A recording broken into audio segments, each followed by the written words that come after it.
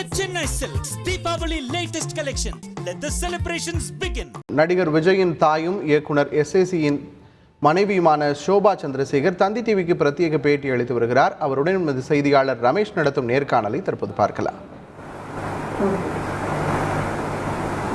நடிகர் விஜயின் தாயார் ஷோபா சந்திரசேகர் அவர்கள் நம்மிடம் இருக்கிறார். அவரிடம் ஒரு சில கேள்விகளை முன்வைக்கலாம்.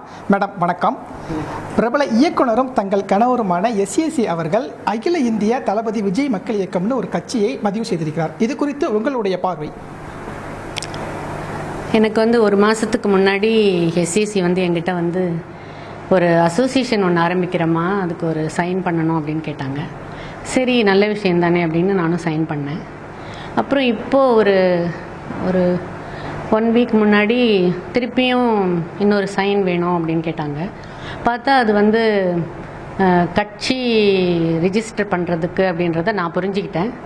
அதனால் இது விஜய்க்கு தெரியாமல் நீங்கள் பண்ணுறதுனால நான் இதில் கையெழுத்து போட மாட்டேன் அப்படின்னு நான் சொல்லிட்டேன். இந்த முதல்ல நான் போட்ட கையெழுத்து கூட நான் வாபஸ் வாங்கிக்கிறேன்.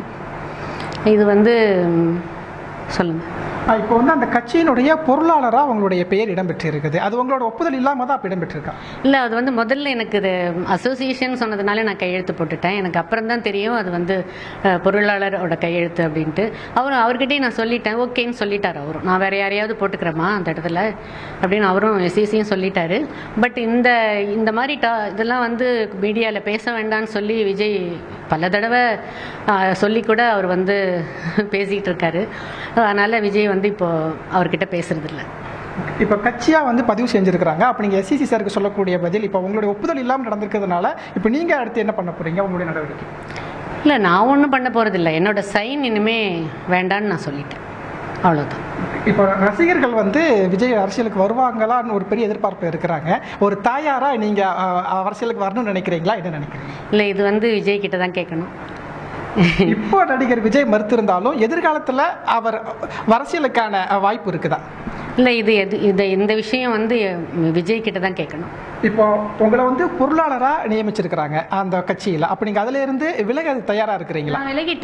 நான் விலகிட்டேன் ஆல்ரெடி. ஏன்னா நான் 2வது கையெழுத்தே போடலை. அதனால் நான் விலகிட்டேன். முதல்ல அசோசியேஷனுக்குன்னு கேட்டதுனால போட்டேன். Okay, thank you. நடிகர் விஜயின் தாயார் தெரிவித்த கருத்தை பார்த்திருப்போம். அசோசியேஷன் என்கிற பெயரில் தான் தன்னிடம் கையெழுத்து பெற்றிருப்பதாகவும் அந்த கட்சியின் பொருளாளராக நியமிக்கப்பட்டதில் இருந்து தான் விலகியிருப்பதாகவும் நமக்கு தெரிவித்திருக்கிறார். நடிகர் விஜயின் தாயும் இயக்குனர் எஸ்ஏசியின் மனைவியுமான ஷோபா சந்திரசேகர் தந்தி டிவிக்கு பேட்டியளித்தார். அந்த நேரலை காட்சிகளை நாம் பார்த்தோம்.